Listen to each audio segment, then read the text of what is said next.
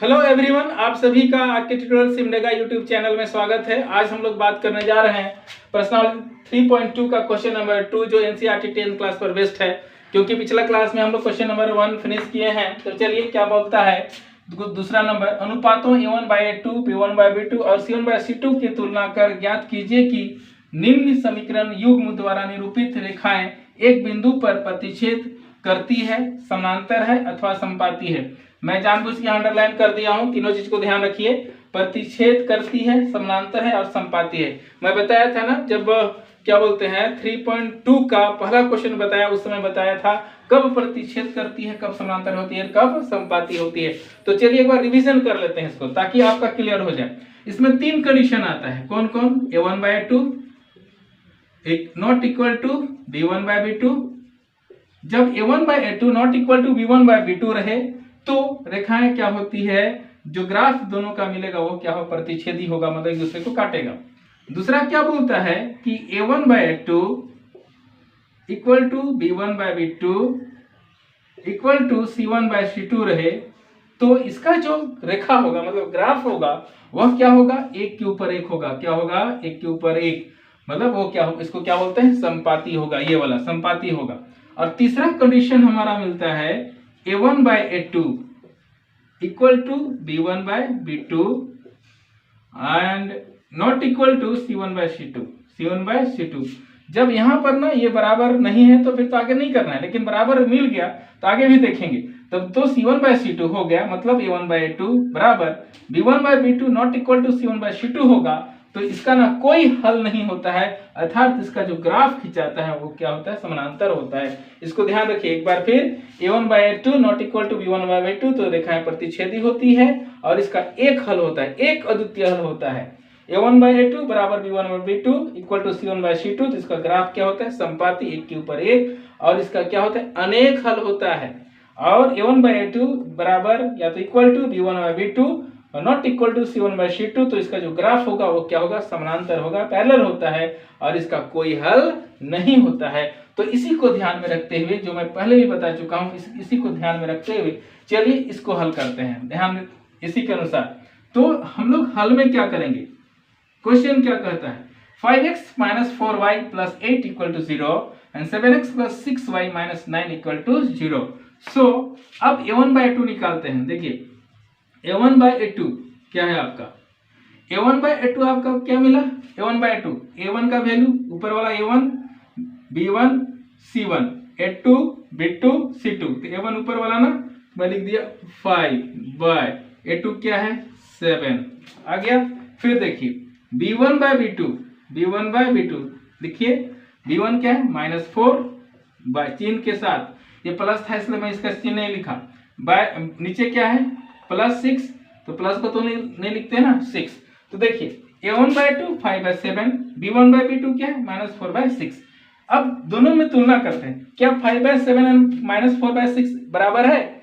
एकदम बराबर नहीं है। एकदम बराबर नहीं है मतलब किसको पूरा कर रहा है, इसको मतलब नंबर 1 को, है ना, क्या है नंबर 1 को। तो जो इसका जो ग्राफ खिंचाएगा वो क्या होगा, प्रतिच्छेद करती है, मतलब ये एक दूसरे को जो क्या करेगी, प्रतिच्छेद करेगी। तो क्या करते हैं, इसको ना मैं मिटा देता हूं, इसको मैं क्या कर दूं, मिटा दूं, इसको मिटा दूं, उसके अनुसार ही इसको हम लोग क्या करते हैं, अच्छे से लिखना पड़ेगा ना, नहीं तो फिर आपको मार्क्स नहीं मिलेगा। तो ध्यान रखिए हम लोग क्या करेंगे कि चूंकि यहां लिख देते हैं, चूंकि a1/a2 not equal to b1/b2 इसलिए रेखाएं क्या होगी, इसलिए रेखाएं प्रतिच्छेदी होगी, इसलिए रेखाएं क्या होगी, प्रतिच्छेदी होगी। खत्म, यही आंसर है इसका। क्योंकि a1/a2 not equal to b1/b2 इसलिए रेखाएं क्या होगी, प्रतिच्छेदी होगी। आप चाहे तो यहाँ आंसर लिख दीजिए या तो नहीं भी लिखिएगा तो भी चलेगा, क्योंकि हमारा तो यही आंसर है ना। तो इस तरह से हम लोग को क्या करना है, हल करना है। पहला नंबर, दूसरा का पहला खत्म, तो चलिए दूसरा का दूसरा शुरू करते हैं। क्वेश्चन नंबर 2 क्या है, देखिए 9x + 3y + 12 = 0 and 18x + 6y + 24 = 0। बस आपको ही जांच करना, देखते हैं तभी जैसा हल करेंगे। हल में क्या करेंगे, a1/2 क्या है, देखिए A1/A2 क्या है?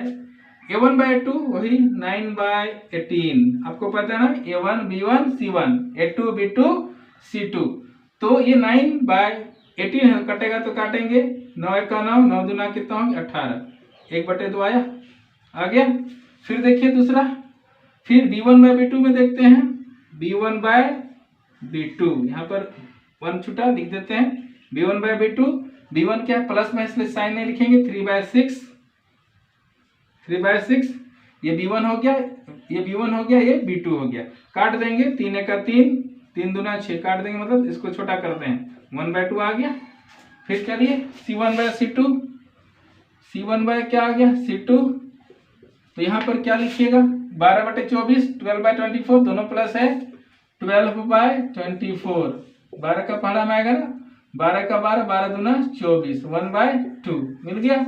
अब देखिए तीनों का A1/A2 1/2, B1/B2 1/2 एंड C1/C2 1/2 तीनों बराबर है, इसलिए क्या लिखेंगे, चूंकि A1/A2 equal to B1/B2 equal to C1 by क्या हो गया C2, इसलिए रेखाएं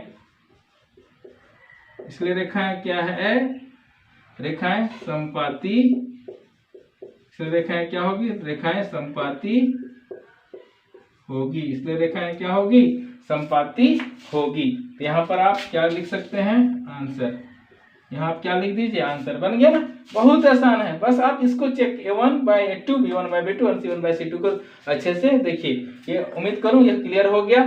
तो चलिए इसका दूसरा का कौन सा, तीसरा है, 3 क्वेश्चन है इसमें, तीसरा क्वेश्चन शुरू करते हैं।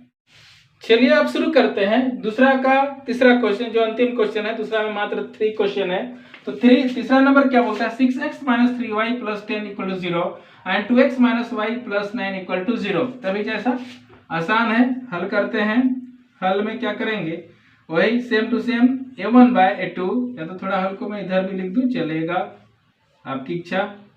A1/A2 बराबर A1 क्या है 6, A1 क्या है आपके पास 6, तो लिख दीजिए 6/A2 क्या है 2, काट दीजिए, 2 1 2, 2 3 6, आपके पास क्या मिला 3/1 मिला ना। फिर B1/B2 भी चेक करेंगे, B1/B2 अब -3 B1 में, अब B2 में -1, अब क्या कीजिए माइनस माइनस कट जाएगा ना, ऊपर नीचे में क्या मिला 3/1। अब देखिए यहाँ भी क्या हो गया, दोनों बराबर हो गया ना।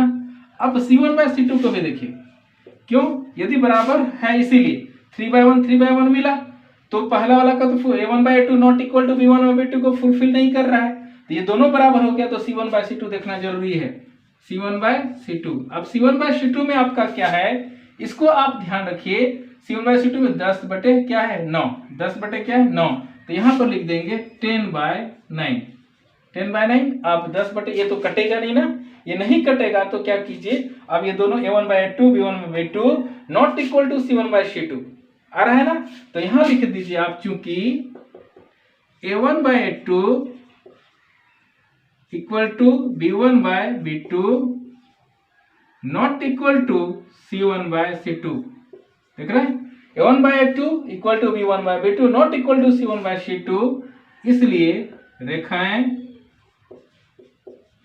रेखाएं क्या होगी, रेखाएं क्या होगी, समांतर होगी, रेखाएं क्या होगी, समांतर होगी। मतलब इसका कोई हल नहीं आता है ना, मतलब जब ग्राफ एक दूसरे को काटता है तभी हल मिलता है, तो रेखाएं क्या होगी, समांतर होगी। तो आप यहाँ पर क्या लिख दीजिएगा, आंसर लिख सकते हैं, लिख दीजिए। तो इस तरह से इसका तीनों क्वेश्चन क्या हो गया, बन गया, बहुत ही आसान है। इसका नोट आप जरूर बना लीजिएगा, क्योंकि हर एक क्वेश्चन इंपॉर्टेंट होता है, हर एक मैथ्स इंपॉर्टेंट होता है, ताकि आने वाले क्लास में आप और अच्छे से गणित बना सकें। तो उम्मीद करूं यह क्लियर हो चुका होगा। तो मिलते हैं नए क्लास में, जय हिंद।